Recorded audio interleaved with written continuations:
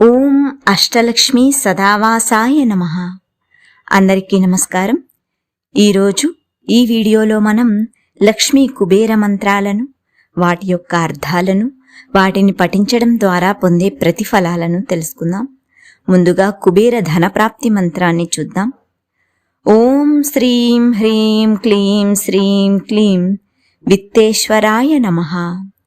మరొక్కసారి విందాం. ఓం శ్రీం హ్రీం క్లీం శ్రీం క్లీం విత్తేశ్వరాయ నమః.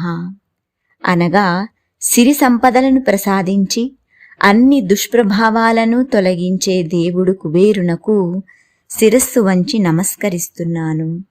ఇప్పుడు ఈ మంత్రాన్ని పఠించడం ద్వారా పొందే ప్రతిఫలాన్ని తెలుసుకుందాం.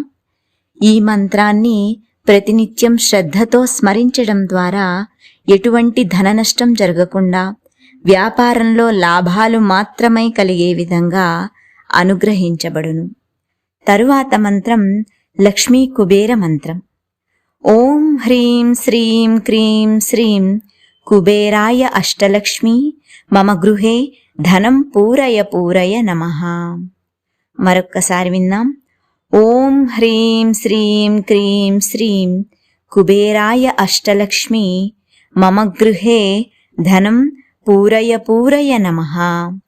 అనగా ప్రపంచంలోని అన్ని సంపదలను మరియు ఆనందాన్ని నాకు ప్రసాదించమని లక్ష్మీదేవితో పూజింపబడే కుబేరుని ప్రార్థిస్తున్నాను. ఇప్పుడు ఈ మంత్రాన్ని పఠించడం ద్వారా పొందే ప్రతిఫలాన్ని చూద్దాం. ఈ మంత్రాన్ని ప్రతినిత్యం శ్రద్ధతో పఠించడం ద్వారా భక్తితత్వం పెంపొందును. తనపై భక్తి తత్పరత పెరిగి అంకిత భావం ఉన్నవారికి లక్ష్మీదేవితో కలిసి పూజింపబడే కుబేరుడు అనుగ్రహాన్ని ప్రసాదించును. తరువాత మంత్రం కుబేరుని యొక్క మంత్రం. ఓం యక్షాయ కుబేరాయ వైశ్రవణాయ ధనధాన్య దీప్తాయే ధనధాన్య సమృద్ధిం దేహి దాపయ స్వాహ. మరొక్కసారి విందాం. ఓం యక్షాయ కుబేరాయ వైశ్రవణాయ ధనధాన్య దీప్తాయే ధనధాన్య సమృద్ధిం దేహి దాపయ స్వాహ.